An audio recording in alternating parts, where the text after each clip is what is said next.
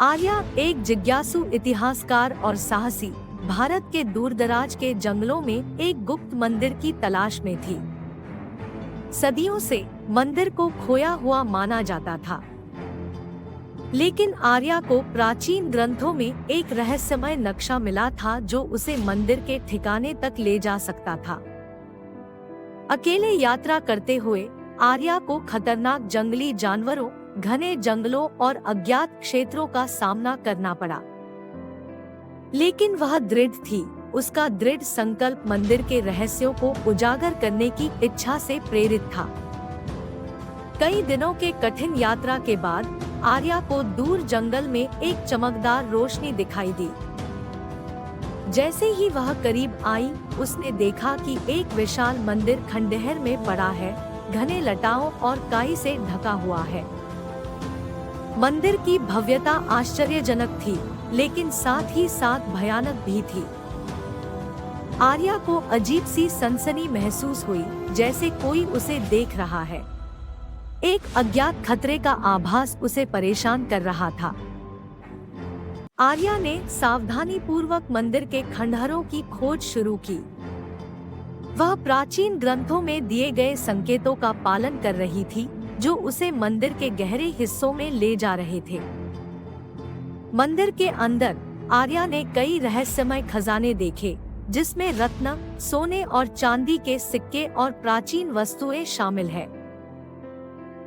लेकिन उसे इन चीजों में कोई दिलचस्पी नहीं थी। उसका ध्यान केवल मंदिर के रहस्यों को उजागर करने पर था। खंडहरों में आगे बढ़ते हुए आर्या एक अंधेरे कमरे में पहुंच गई। कमरे में एक रहस्यमय द्वार था और आर्या को पता था कि उसे इस द्वार से गुजरना होगा। उसने द्वार खोला और एक चमकदार रोशनी में प्रवेश किया। वह एक सुरंग में थी जो उसे एक विशाल कक्ष में ले गई।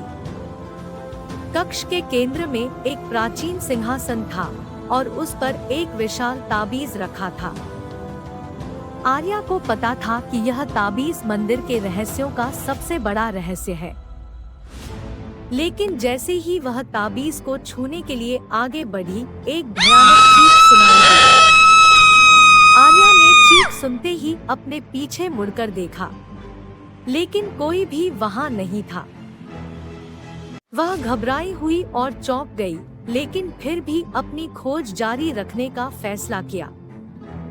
वह ताबीज की ओर बढ़ी और उसके पास पहुंचकर उसे सावधानी से छू लिया। जैसे ही उसका हाथ ताबीज को छूता है, एक तेज रोशनी फूट पड़ी और कक्ष का तापमान अचानक बढ़ गया। आर्या को अजीब सी सनसनी महसूस हुई, जैसे कि उसका शरीर किसी अज्ञात शक्ति से भर गया हो। उसकी आंखें बंद हो गई और उसका शरीर कांपने लगा। उसी समय कक्ष में एक भयंकर आवाज गूंज उठी। तुम जो कुछ भी छूने जा रही हो, उससे सावधान रहो। ये तुम्हारा विनाश हो सकता है।